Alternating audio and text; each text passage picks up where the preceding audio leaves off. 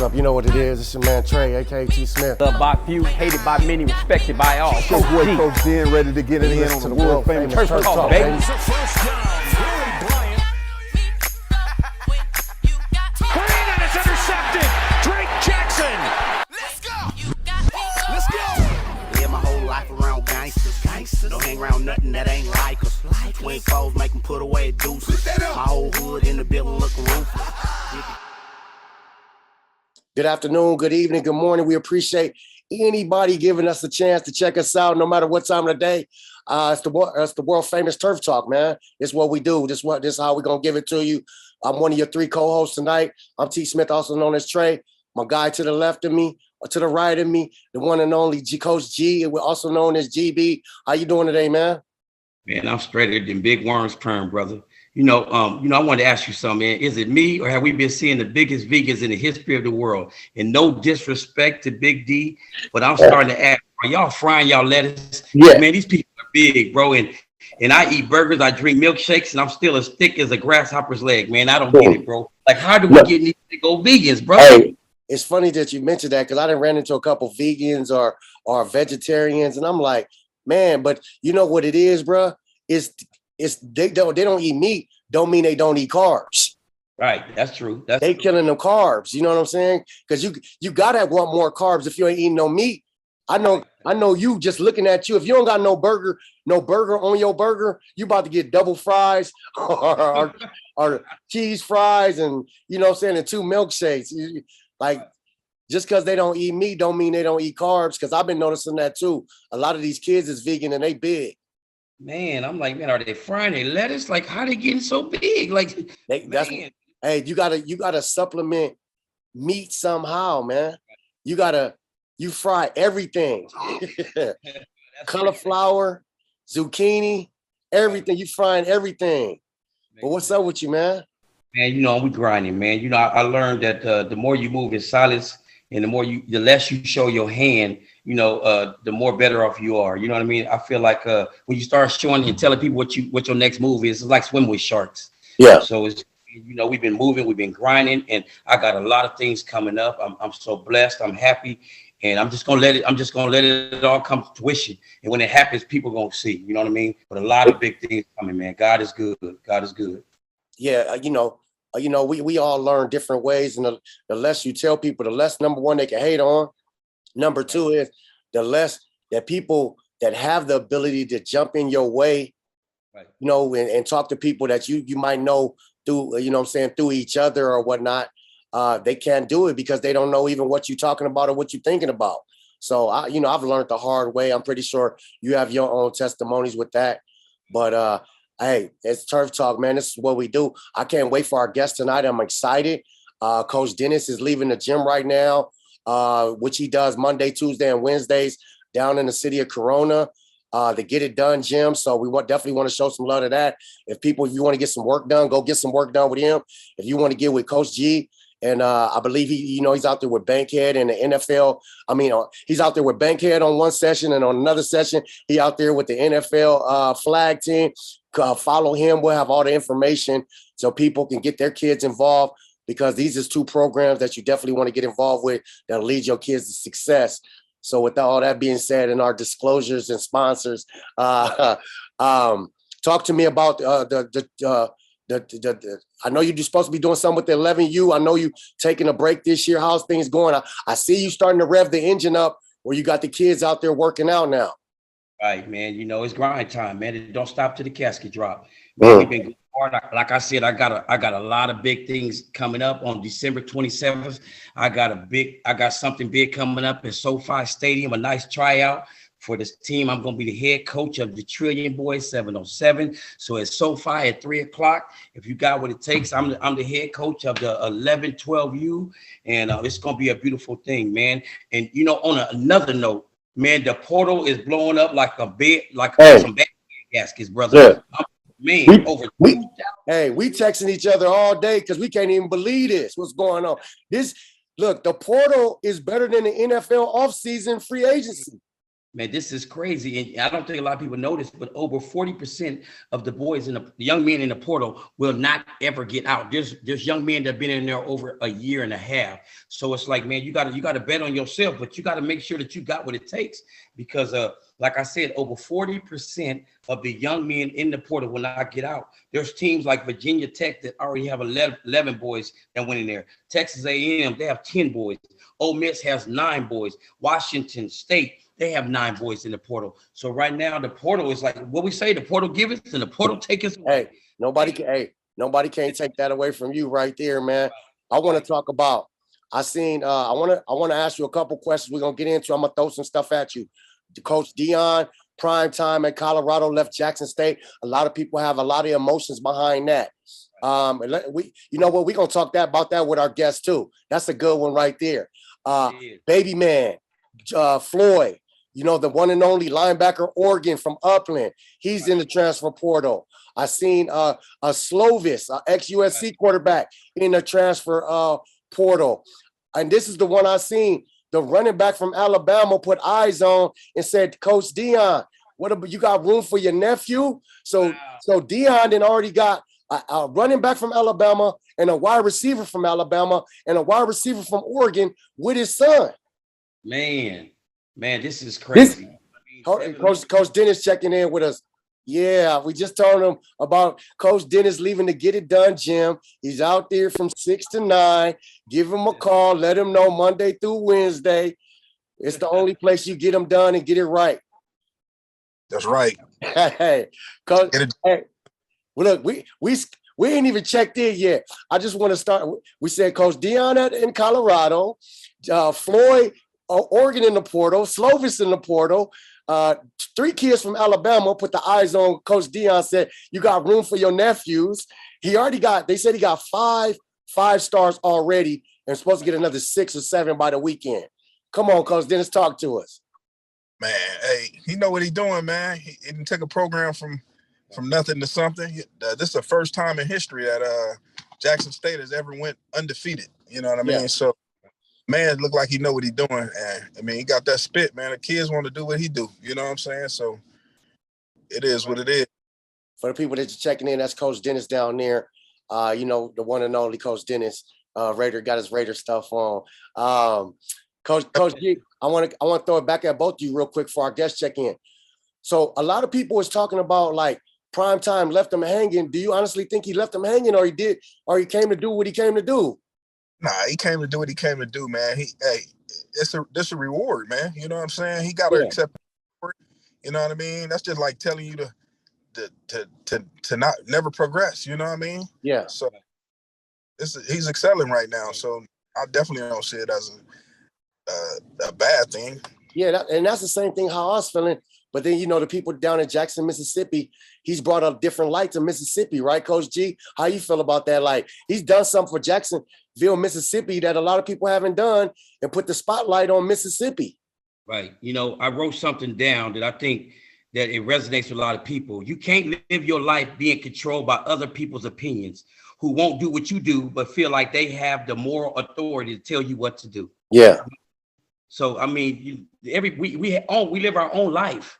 You know, so I think, you know, you can't sit up here and tell this man, well, you must and you got to, and you know, this is how you know, he's taking a chance on himself and he's doing what needs to be done, you know, and hopefully somebody else steps in his shoes and fulfills what he's done over there.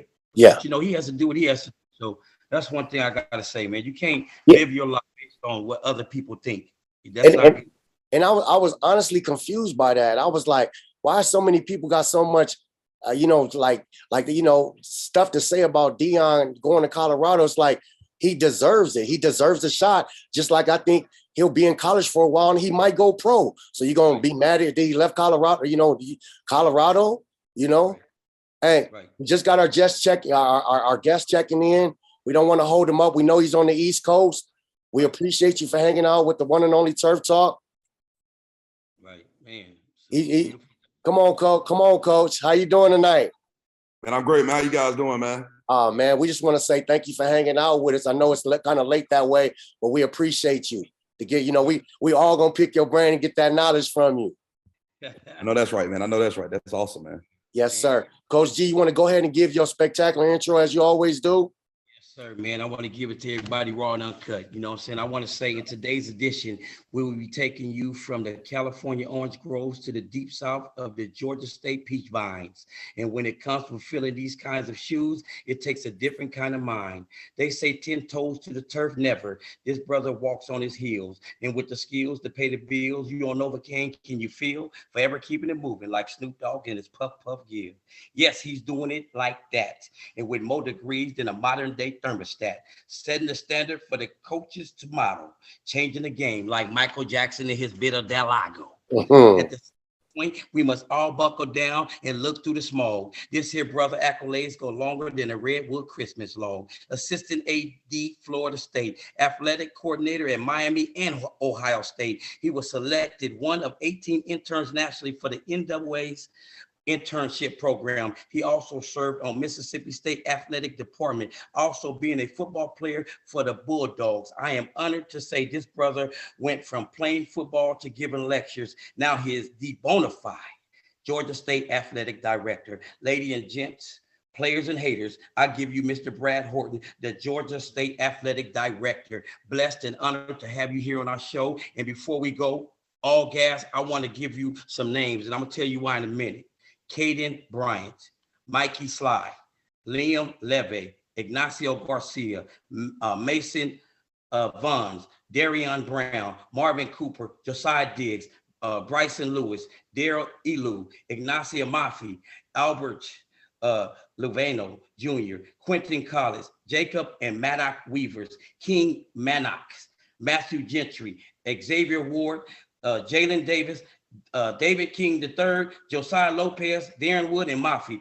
And the reason I gave you those names, Coach, is because I believe if you speak in existence, it can happen. These are ballers, and you need to keep an eye on them, and we coming for those early offers. Nice to have you here. God's bless, man. Thank you for being here, my brother. Thank you. Nah, thank you, Coach G, man. That's awesome, man. I appreciate you, bro. That's awesome, man. Thank you, man. It's a blessing. Definitely a pleasure for you to join us. I always, as a a fan of football, we've got a chance to speak a little bit before you came on our youth program, and we talked about the trouble in the youth.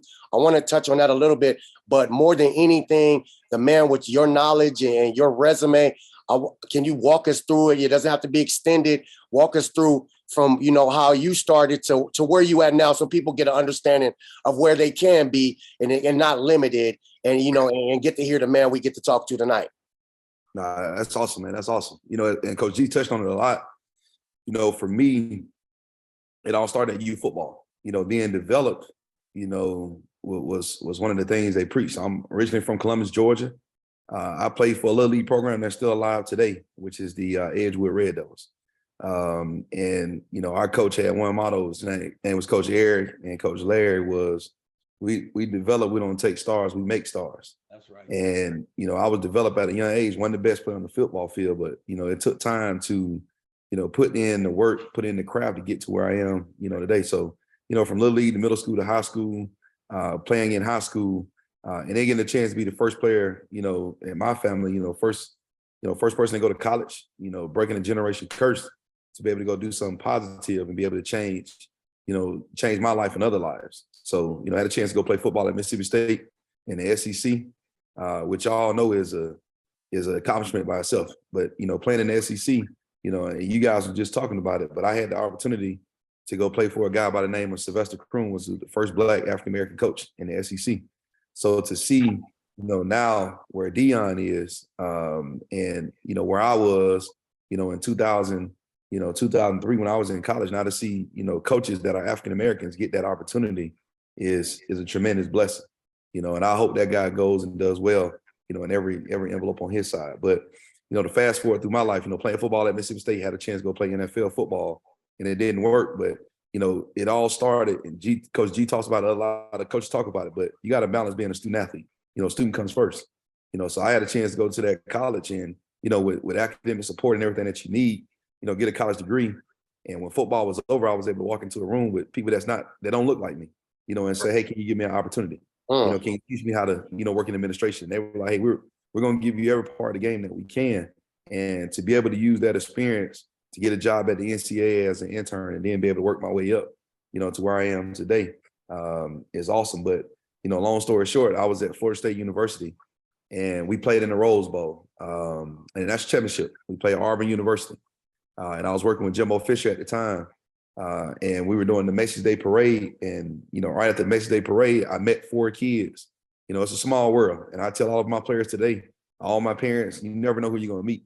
But I met Coach G probably, that was 14, 15 years ago, when we was there and they had a little league organization.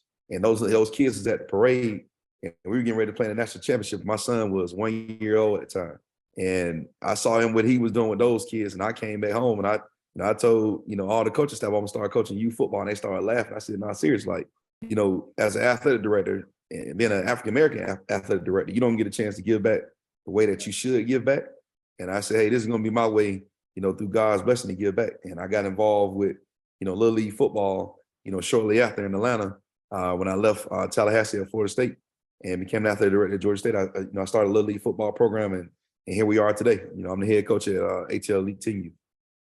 All right, that's a strong resume, Coach G, you want to follow up? Yeah, just a tad snippet of this man's fabric. My team, the GB1 Trojans, will be flying out to play Brad's youth team in 2023. The day before the game, my parents and my boys will actually get a chance to go to the Georgia State game and watch them do their thing. And then the next day, we get to play on the field, the same exact field those boys play on. How good is God? God is good, man. And that's a blessing just for him to actually extend that invitation to me. That means a lot for my family and my whole, when I say family, my whole football team, because we're up and coming program and we're going to make it happen. And it's going to be a good experience. But Brad, I have a question for you. When a student athlete has taken their official visit, what are some of the best questions that you heard thus far? And what questions do you feel that need to be asked by the student athlete and the parent? Because that is so important. They go take these official visits, but they come home and they like, oh my God, I should have asked this. So if you can help guide us and our listeners and the student athletes and the parents, so they'll know what kind of questions need to be asked. So they'll know that they're kind of, the blueprint is starting to move right. No, that's awesome. I think, for me, any advice that I give any student athlete is, and, when you're on these visits, you got to understand it's all shiny lights.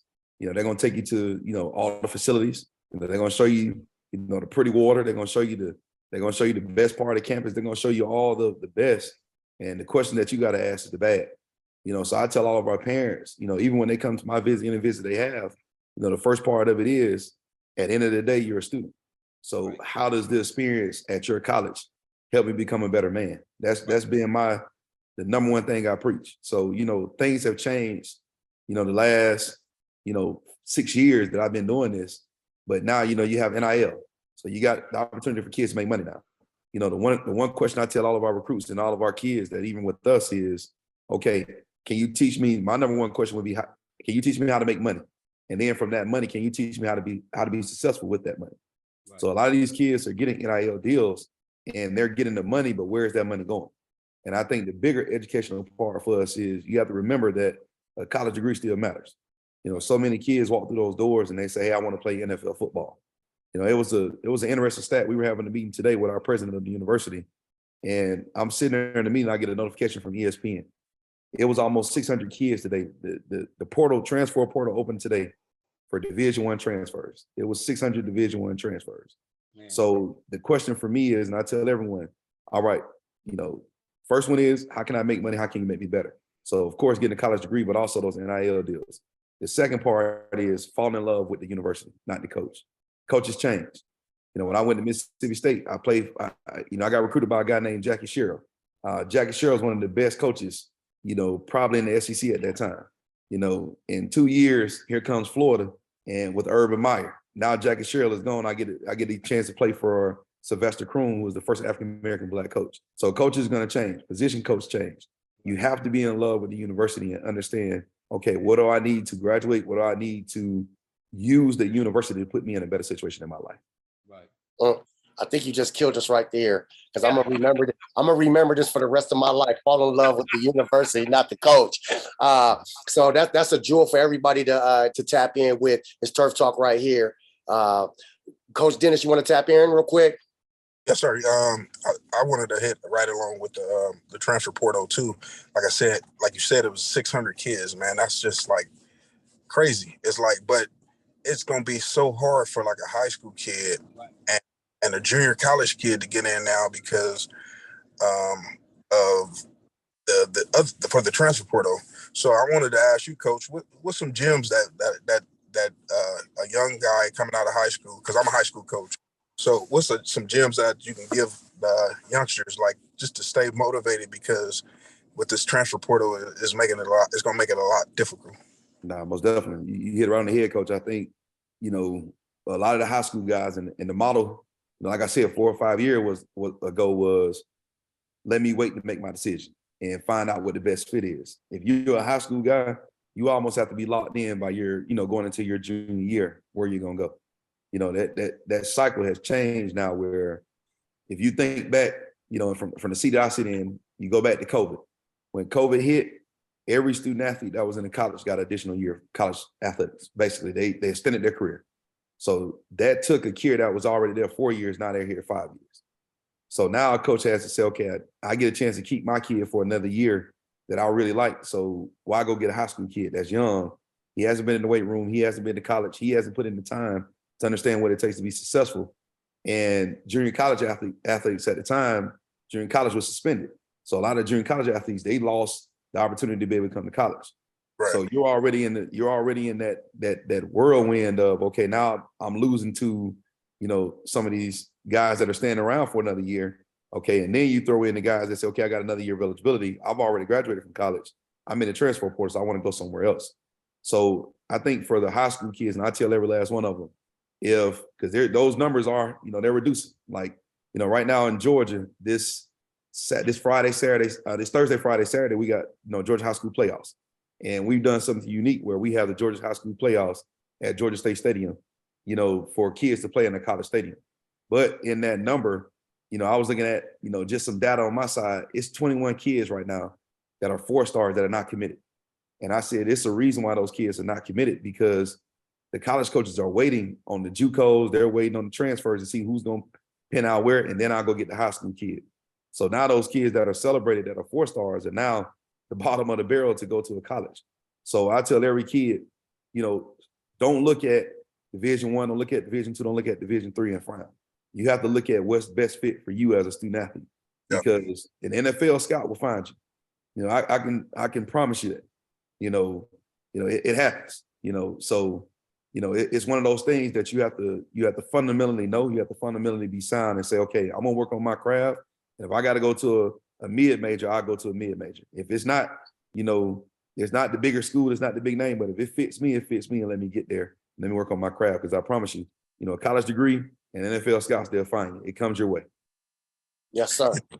It's so crazy because it was kids in the portal who started 3 years and still jumped in the portal because some schools had NIL deals for them. You know what I mean? Mm-hmm.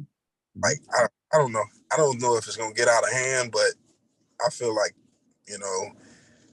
this is crazy because, like, man, before the portal was because kids didn't get time, you know what I mean? But, man, it was like several kids who started 3 years for the school. Yeah. And still jumping. Yeah.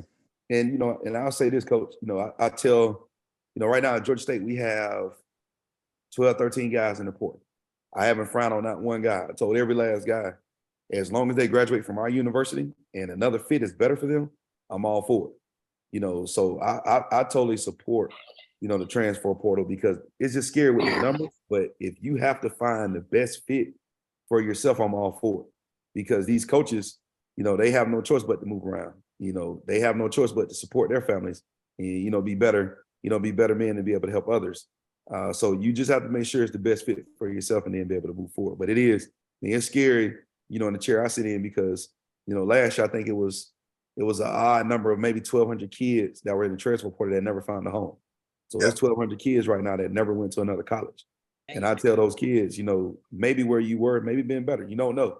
But when you jump out there in this ocean, you gotta be ready to swim. Because once you jump out there, it's a real game, and nobody's gonna do any favors for you. That's real. Man, if you're just tuning in, man, it's the world famous Turf Talk, talking to athletic director of Georgia State University, Mr. Brad Horton. I want to rewind this a little bit. I want to be selfish right now. I want to ask you a question. What is the detail of what an athletic director is, and what do they do? Just so people may know. So a lot of people may not know. They do this, and I'm pretty sure I'm gonna find out something new that you do that I didn't know. Just can you give us kind of like a little bit of information? What do you do, and what does your day entail? Because it just isn't football, right? It's all over the place. Most definitely. So your bigger priority is managing a budget for an entire athletics department. So every budget looks different. So right now I'm at a mid-major at Georgia State University. We're a D1 institution. We're in the Sun Belt Conference, and we're thriving right now in football and some of our other sports. So you take an umbrella of money that's basically anywhere in our conference, you're going to be looking at a departmental budget anywhere from $20 million to $40 million. And that's balanced out amongst all your sports. So every year you're taking that money and basically simplify, you take it and you put it into a pot. So you say, okay, how much of this money is going to go to our athletic facilities? How much of this money goes to our student athletes that are on scholarship, for them to be able to, attend our university? How much money goes to our coaches and our support staffs to be able to coach our kids? And then how much money goes to administration, which is myself and my staff. And then you have another bucket of money that goes back, to scholarships and different things that you can do, for those student athletes that need. So you're basically taking a pot of money, which is between 20 and 40, $50 million, and you're playing with it. Now that money changes from, a mid-major like myself, and then, let's just say when I was at Florida State in 2014, our budget probably just in football itself was probably $100 million. So, a Division I budget, maybe at the University of Georgia, may be $250 million. So it triples, where we are with things and how you manage things. From there, from the budget, once you get your numbers where you want to be, then you're focused in on what do you want your vision to look like in your athletic department. So, I tell all my coaches that, coach with me, some of these little league coaches, they can do my job 10 times. I mean, it's running a business. You're basically taking your vision, what you want to look like, and you put that into play every day. So you come up with 5 to 6 words and you say, hey, this is what I want our department to look like, and this is what I want, and that's your vision. That's, your philosophy and how you carry things out, and then from there, you're evaluating your coaches. You're saying, all right, do I have a coach at every position? So we have 15 coaches, in total for all of our sports. We got 15 sports. So then you're looking at your coaches and you're evaluating them and say, are you doing the best and you giving our student athlete the best experience? So once we recruit your student athlete, once we recruit your kid on campus, do Brad Horton trust that you're doing everything in your power to support our student athletes, educational, sports, and mental, a mental piece of student athlete development, the mental part of keeping those kids, happy, keeping them supportive, keeping them on your campus is huge. And then from there, you look at, like we just talked about, you look at, your outsourcing of, okay, now from a facility standpoint, do we have everything for our student athletes to be successful? So then you go into, asking people for money. Same thing as Little League. We're getting ready to, go down to battle, next week. It's the same concept that I have to raise money for a battle for a 10-year-old team, and I got to raise money, to be able to get money to, to develop Georgia State University. So, that's a day in the life, of a college athletic director. And then it's good days, it's bad days. It's no other than anyone else's job. Some days you're up 6 a.m., you don't go to sleep till midnight. Some days you're up, at 6, you don't have to go into the office at 9, and then you have different meetings in and out of the day. But I think the bigger part of it is, and you stress it just like you do in Little League football, communication. Every day is communication, in-person communication, preaching the same things, getting the discipline, getting the, the follow through of coaches. Are we holding ourselves accountable, to be successful? So it's a fun job. And I think the hardest part, of being an athletic director is you never know what's next. Like for our basketball program, for the last probably 8-9 years, our basketball program has been dominant. We won the Sun Belt Conference, we went to the NCAA, tournament. We've been through our ins and outs. To see where that program has come with Coach Ron Hunter, who's now at Tulane University, our second coach, Rob Lanier, who's now at SMU. And then, we have a coach by the name of Jarvis Hayes that, his brother Jonas Hayes played in the NBA. for the Washington Wizards with Michael Jordan. So, life, continues to be great and you continue to see different things. But, the ultimate goal is, and it's like I said, every day to our kids. I got 27 kids on my football team and I preach one thing every day to them. I'm going to give you my all, not all I expect is your all. And that's the same thing we do in our athletic department, every day. Give me your all and we'll make sure that we get, the fruits of our labor at the end of the day. I like that a lot, Coach. I like that a lot. Coach G, you want to tap in with him? Man, I am so happy that you touched on the youth football. I know I talked to you, Brad, and me and you be on the phone like, what is going on? What is going on in youth football? You got parents jumping around, no loyalty, no patience, backbiting. And, Brad, in my next evaluation, I'm bringing holy water, and I'm going to sprinkle on all the parents. And if whoever starts stanky legging and praise dance at the same time, I'm telling them, no, you can't be here, because something is going on in the youth market right now. I don't know if parents expect offers for their kids at the age of 10 and 8, and they're jumping around to different teams and they're not trusting. I think some of these parents, they may need to go coach so they can understand what we go through, because it's not an easy job. It's not easy at all. And I don't know what the expectations are. If you play in the pros and you go play for Belichick, you're going to have to abide by his system. If not, he's going to tell you to leave.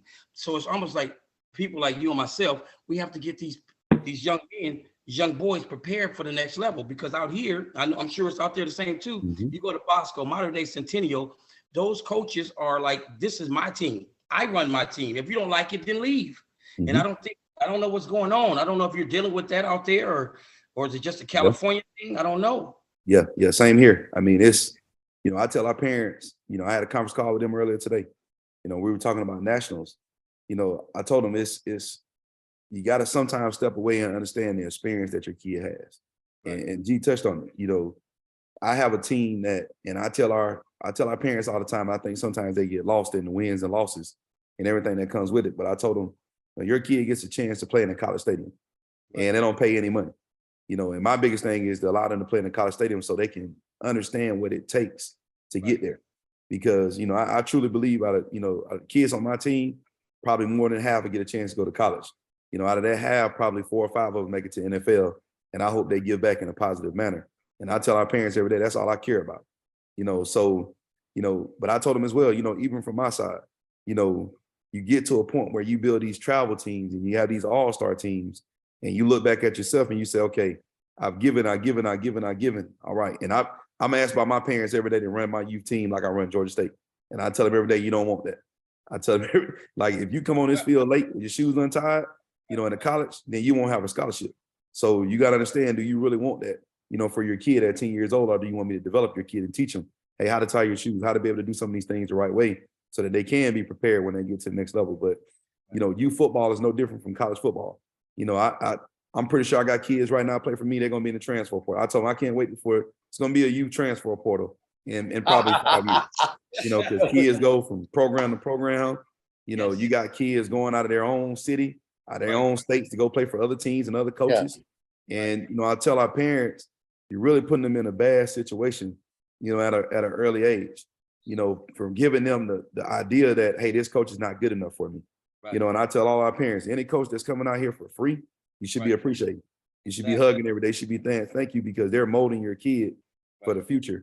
And, the other stuff shouldn't matter. And I see stuff that, that's 50 feet, away.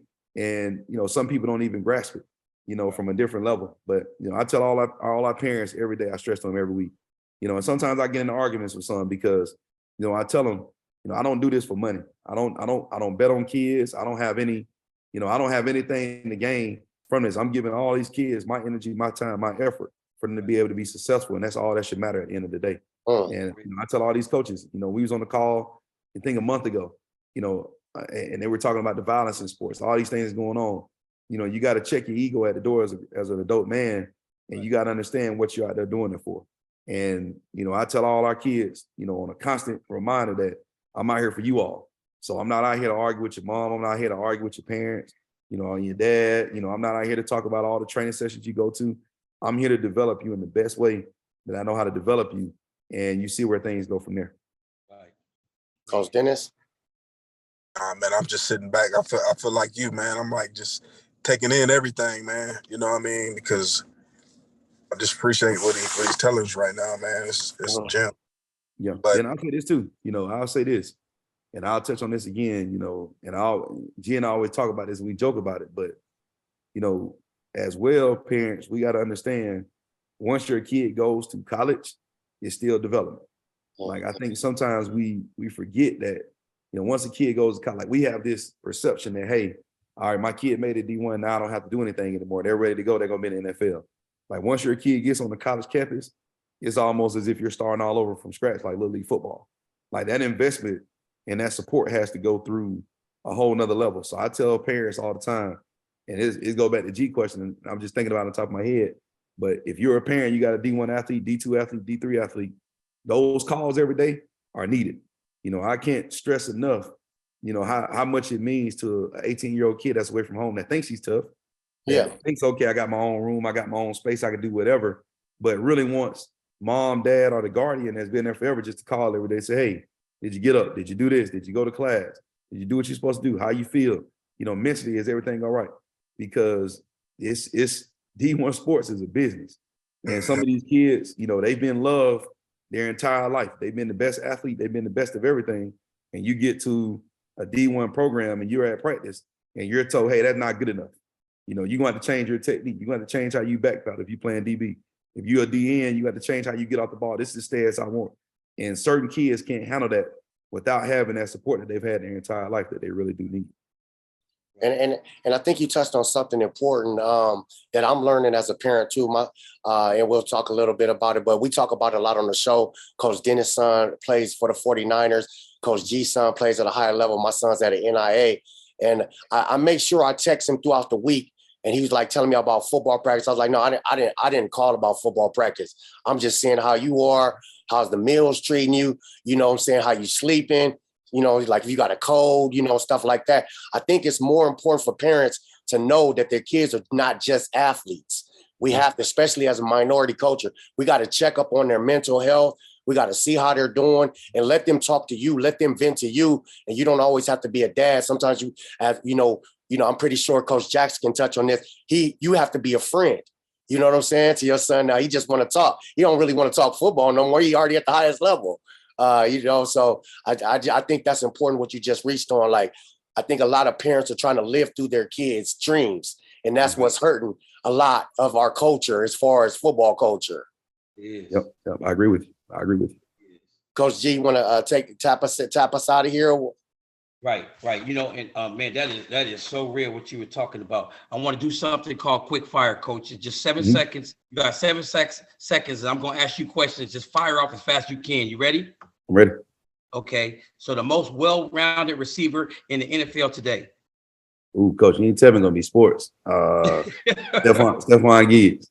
Okay. Who's the best running back, Herschel Walker or Bo Jackson? Bo Jackson. Chick-fil-A or Cane's? Chick-fil-A. Dang, thank you, man. Shot master.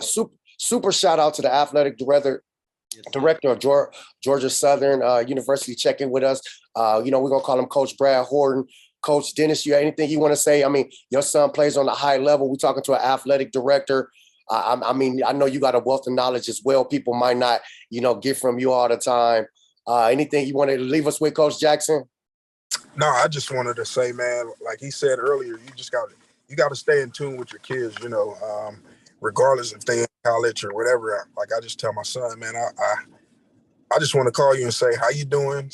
How was your day? I love you. Have a good one. I don't like to be on the phone long, but that's all I want to hear. You know what I mean? So we just, like he said, we got to stay in tune. I remember like, and when he was in college, I used to go down sometimes too and help him out and train him up, and and make sure he had the nuggets still. And he still look for the nuggets for me.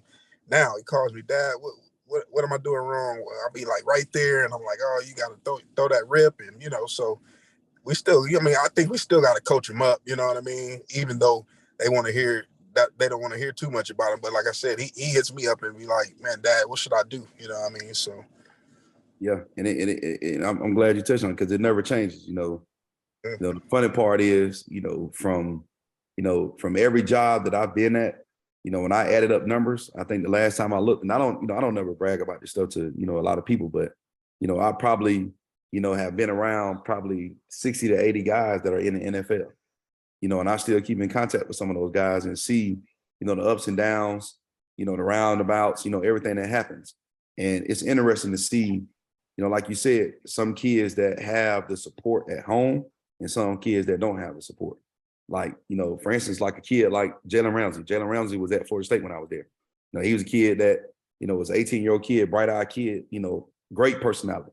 One of the things that, with him was phenomenal family, but he didn't have the outgoing personality that he has now. So when I see him on TV, I hear him mic'd up.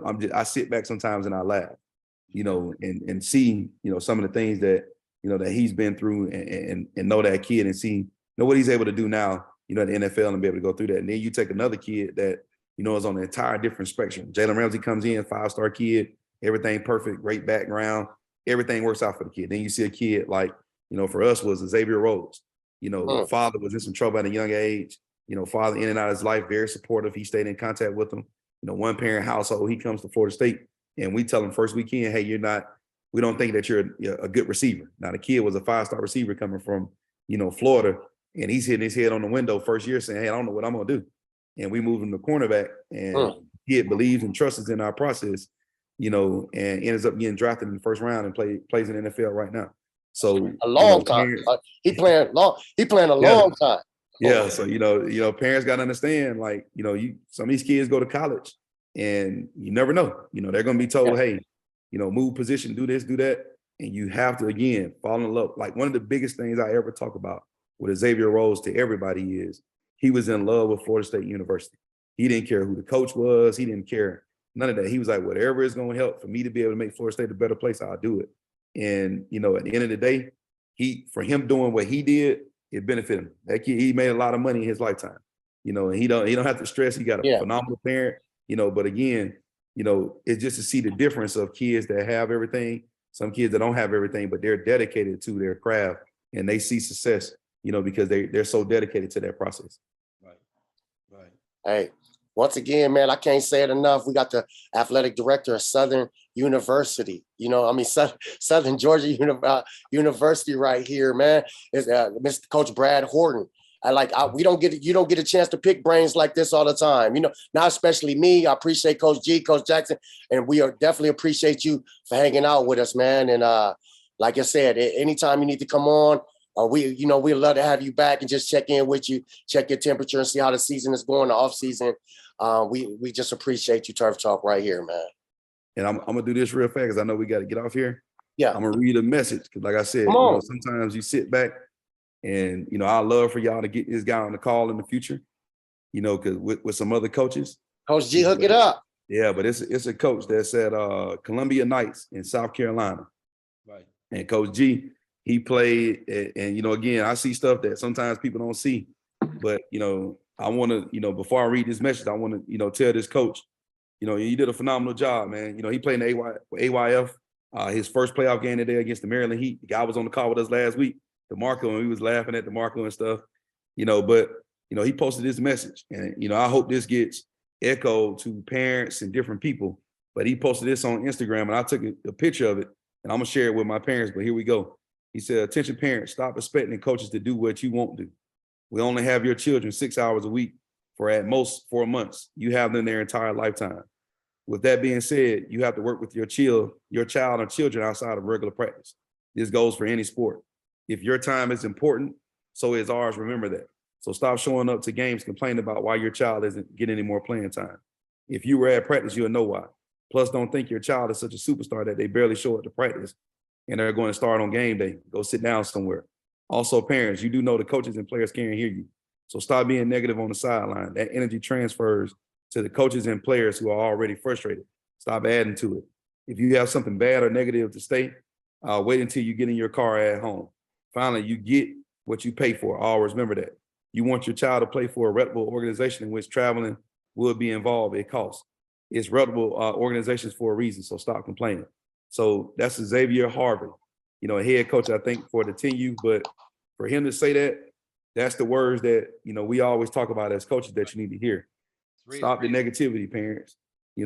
These coaches out here for free. I'm pretty sure this guy went all the way down to Orlando, Florida, probably lost first day, And he's probably sitting back at the end of the day looking at, okay, I lost, and his parents are probably on the back of his neck saying, you suck as a coach. You didn't play my kid. You didn't do. Thank the man, because he probably brought out of his pocket easily $5,000 to $10,000 to take those kids down to Orlando. You know, at the end of the day, if you don't win, you know, the AYF championship, you're still a success. Yeah. You know, you've been able to travel, you've been able to do some different things. So I took that, and again, I'm gonna share that with my parents just to say, hey, we're getting ready to go down to battle. You know, win, lose, or draw, it's bigger about the experience. How many of your kids had a chance to do this? And thank the coaches who put the money out for these kids to have these experiences, because, you know, I don't know how much AYF charges, but I know battle is $800. And no parent is paying $800 to take 27 kids to go play in a tournament. You know, so again, you know, I would love to sit down with that guy, you know, in the future. I would love for y'all to, you know, put some arms around that guy, because, you know, that's the stuff that we lose good coaches in the business at an early age. That guy may look at it and say, I never want to come back again because I don't have parent support. So sometimes when you don't have your parent support, we got to have coaching support, and we all got to put our arms around that guy. Yes, sir. We'd love for you to come back and bring it back with you, man. I want to stand correct. I said Southern University, Georgia, with Georgia State University. So, man, we appreciate you, man, and we believe what you're doing is, you know, it's called God's work. You out there changing lives, and all coaches are doing God's work in some manner. And you know, it can't be repaid for the things that you do for touching these young men's lives, whether they're 18, 19, 6, 7, or 11. So once again, Turf Talk appreciate you. Thank you for hanging out with us. We know it's late out there. Anytime you want to get down, we here. So appreciate you, Turf Talk. We'll see everybody later. Appreciate you, Coach. Hey, Coach. Coach. Go ahead. I know we got that portal, man, but if you need some of these Cali kids, man, I'm coaching in high school too. Hey, say less. Hey, he got some beats. I got one I got to get to you too. Yeah, we got to connect, man. Y'all just send me their names, and again, you know, we got some open spots on our team right now. So anything I can do to help, you know, I get in front of our head coach, and then we'll get them through that process. Yes, sir. Coach Dennis, I ain't gonna say too much except for Coach G got that San Francisco hat on. I don't got one, but you know I'm gonna leave it at that. I'll wait till I see you. But yeah, hey, it's always good connecting, coaches. Right. All right, sounds good, folks. Have a good one. I'm sending my babies to you too. I know that's right. All right, coaches. Y'all take care. Blessings. Peace.